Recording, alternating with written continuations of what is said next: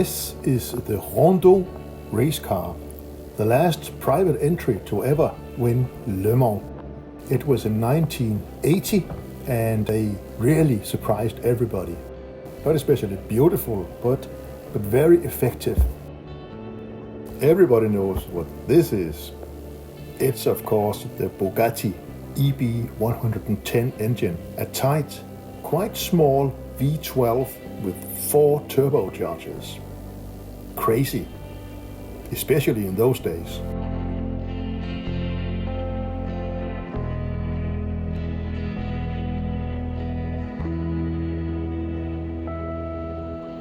At Retromobile, which is a watch company, they had Ferrari Formula One race cars from many ages.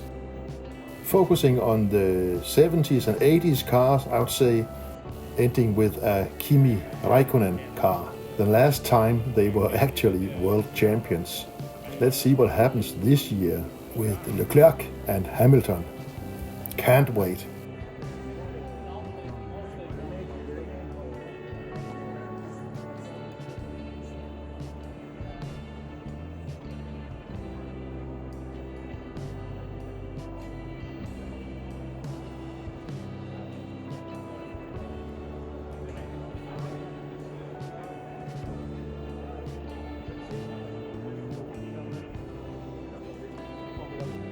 At this exhibition there were especially many Ferraris around, both streets and race cars. This, the 312P homologated sports car, is one of my real favorites. But I was surprised to see this 712, yes, you heard right, 7 liters, 12 cylinders, entered for the Can-Am series in America. And driven by Mario Andretti, as you can see here. What a monster.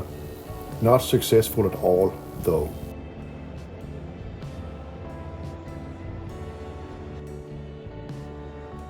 And here we have a Hewland gearbox. What is it? Not a Ferrari, no. This is a Matra, as driven by Jackie Stewart, when he was really gaining success in his driving. A fantastic car with a DFV Ford engine. But this here, of course, is the V12. This car is from Chris Amon. And it was from when Matra was screaming their V12s around the F1 tracks. And more French from then and today, the Alpine sports cars.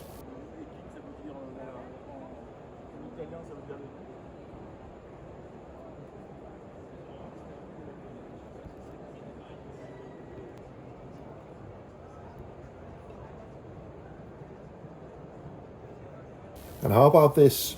A British company, I think, showing their skills with small tube chassis construction.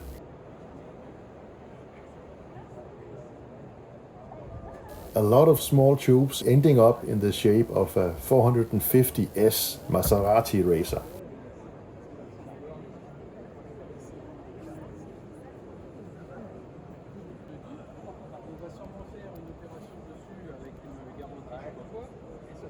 This is obviously at Mercedes. They have a 4-chamber Wankel motor here. Not like in the C111, which had a 3-chamber motor. A little clumsy design, but for German standards, quite elegant. And from the local competition in Bayern, in München, we have the BMW 508. 2 of them. Much more interesting for me was this little Ferrari with Panoramica design from Zagato in Milano. It's probably a 225 or something, 195, with a little tiny V12 under the bonnet. Nice car.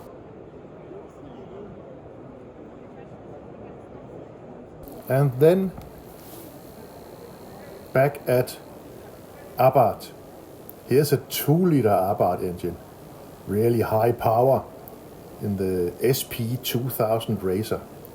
What a workplace. And this is a 1-liter engine with 2 carburetors from each side. A little screamer. Fantastic. Must be terribly agile. And this is probably a 1300, or maybe a 1600. It's a coupe. And look at that gear change box. So stylish with the Campagnolo magnesium wheels. And the big clamshell. This is the 1000cc again. I love these cars. And then of course we have the ubiquitous Miura. There weren't many of them. I think a few years ago we saw them all over the place. But I think maybe they've been bought, all of these. But I haven't seen one in real life. So here we have an exciting car from an Alfa Romeo point of view. It's the Sunbeam 1924 Grand Prix racer. This was when everything was done to 2-liter formulas. And as you remember, Vittorio Jano came to Alfa Romeo after having participated in the design of the Fiat racer that dominated. And the Sunbeam also tried to copy what Fiat had done. This is a 6-cylinder 2-liter, just like Alfa had done the year before. They were fast, but fell by the wayside, unlike the Alphas. This is not the Grand Prix Alpha, this is back at Jim Stokes. I had to go back and look at those wonderful cars.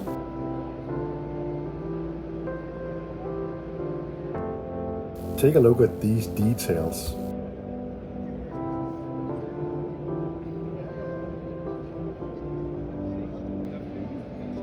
Good as new Memini and Weber carburetors and big brake drums. The cone here, they told me, was for wet shaping of leather bellows, so it's a work tool. And look at those brake shoes.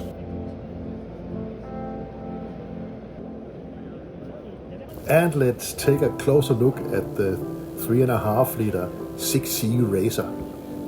Look at those details. It must be fantastic.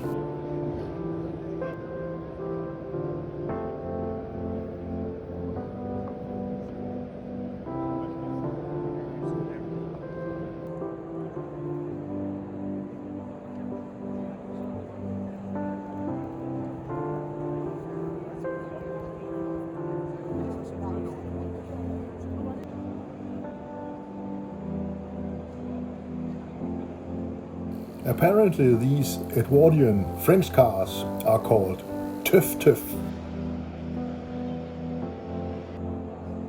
This is also a French car, not exactly a Teuf Teuf. And this is Rondeau trying to repeat his 1980 win at Le Mans in a similar but improved race car. Didn't happen though. Porsche was back.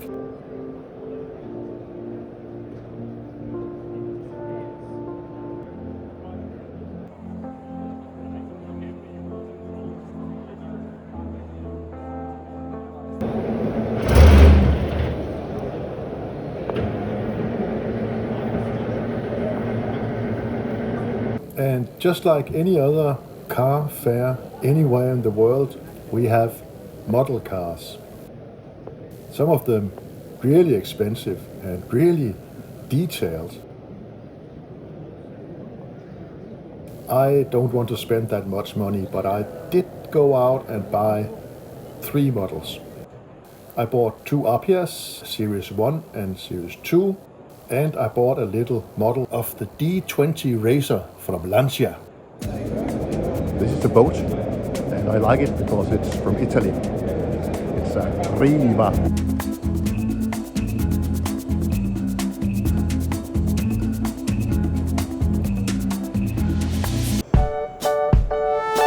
This is not a boat. It's a Citroën motor car, as exhibited in 1955 at its first introduction.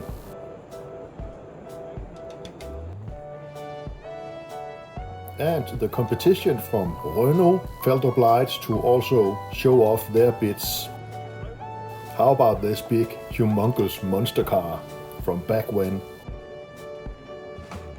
Or the Renault 5 evolved into the new? Or Renault 4 evolved into the new? Or Renault 17 evolved into the new one?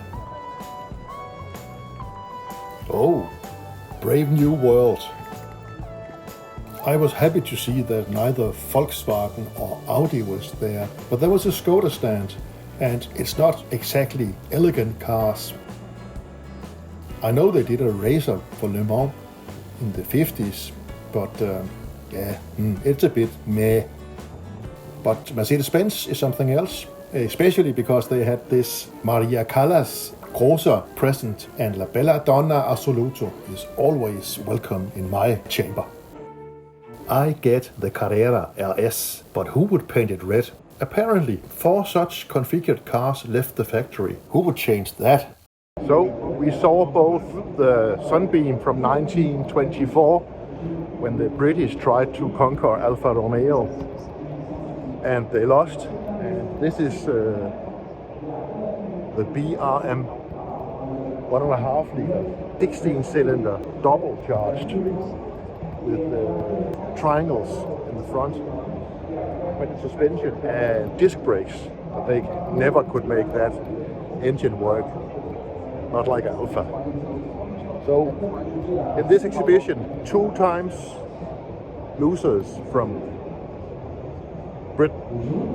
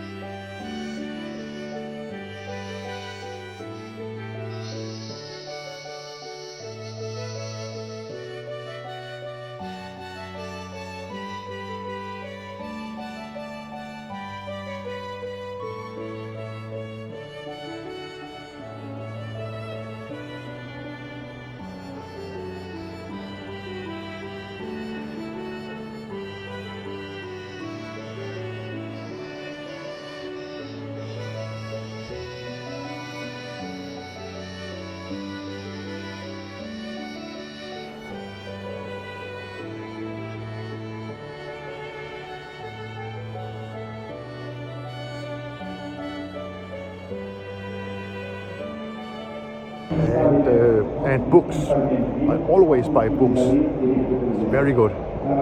And this Gilena Italian bookstore is the best because you're going to have all kinds of new editions and old editions and fantastic books.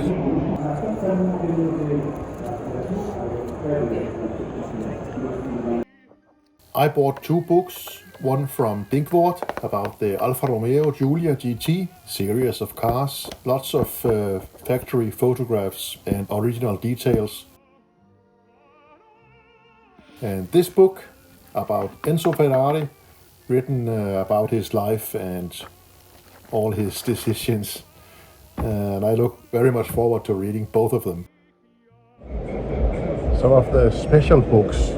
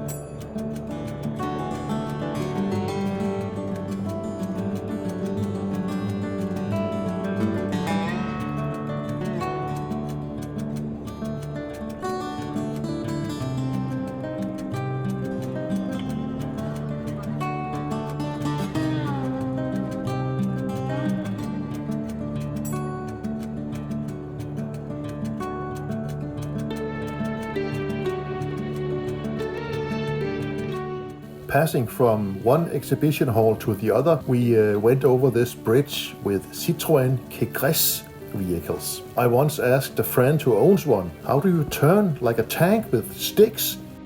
No, we just turn the front wheel. It has a differential like any other car.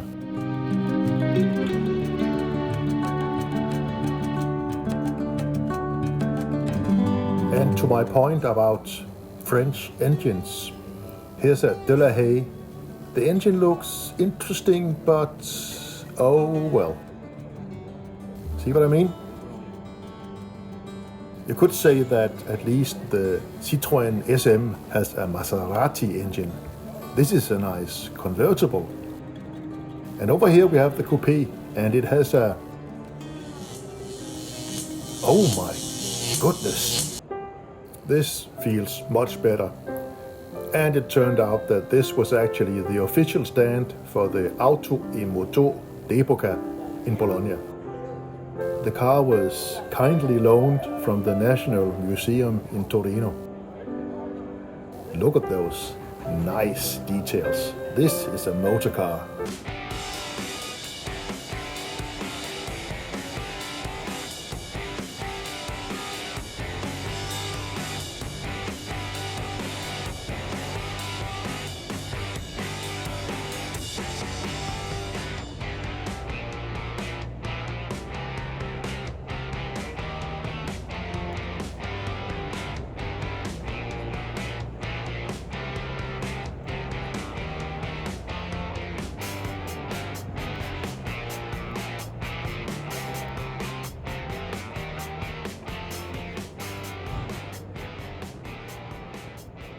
There were also some small dealers and privateers, and a whole area of the exhibition was prioritized for cars under 30,000 euros.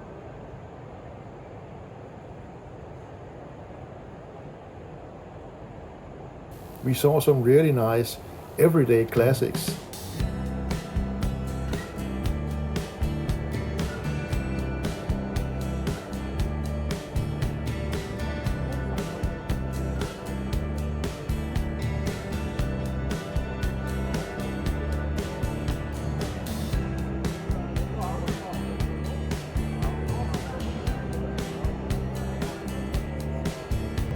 finding some rest in a very comfortable chair at Porsche, while everybody, it seems, a lot of people actually flood in to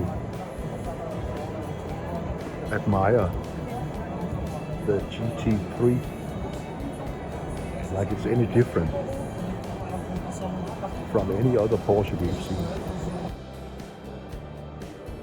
It really seems like the queen of this exhibition was the Lancia Flaminia Zagato Sport. It was to be found everywhere, on every stand with good style. And this is from Simon Kidston. He's made a video about this car and says that this is his favorite. And he even had this 2000 Maserati Sport also.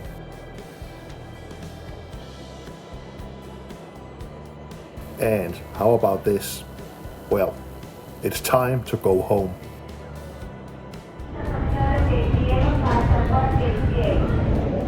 So after 3 days with cars, we are going back to Copenhagen. Charles de Gaulle, the most confusing place in the whole universe, I think. But it's been a good experience, and I gained some new friends. So I hope you liked the video. See you next time.